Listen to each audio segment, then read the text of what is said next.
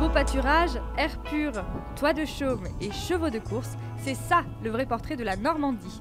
En tout cas pour les éleveurs qui ont choisi d'y faire grandir leur crack. Un tel métier de passion quand j'ai pas l'impression d'avoir du mal, que ce soit difficile ou faut juste travailler jusqu'à avoir le bon cheval et être récompensé de ce travail, quoi.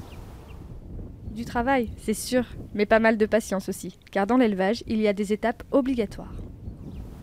Après la naissance, il faut 2 ans. Voilà. D'abord, il y a la naissance, il y a le sevrage. Après, ils partent au débourrage à l'âge de 18 mois, où vous allez au ventre. Ensuite, ils vont aux courses. Et oui, l'élevage, c'est un vrai métier dans lequel rien n'est laissé au hasard, et surtout pas les origines. Comme tout pédigré, c'est les origines tant maternelles que paternelles.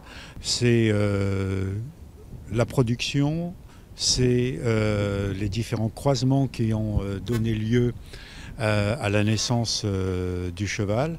Et puis après, ça va être sa carrière de course qui font l'amélioration du pédigré. On ne peut pas croiser n'importe quel étalon avec n'importe quel jument. Il faut éviter d'avoir ce qu'on appelle trop d'inbreeding, trop souvent la même souche maternelle ou les mêmes souches paternelles. Et la difficulté, c'est plus de trouver l'étalon qui correspond à nos besoins en ce moment en France pour l'élevage, plutôt que le prix de saillie.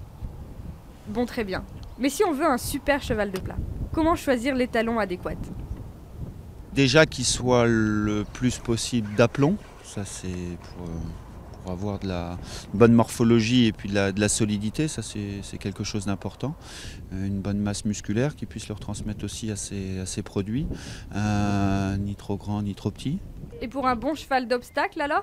Il en faut pour tous les goûts, et puis après que chacun mette sa petite sauce pour essayer de faire le champion. Mais parfois, faire naître le futur crack, ça ne se fait pas sans un petit coup de main des autres. Contrairement à d'autres domaines, on a plutôt une bonne ambiance entre éleveurs et entre étalonniers. On n'est pas tous d'accord sur les mêmes sujets, mais ça c'est partout pareil.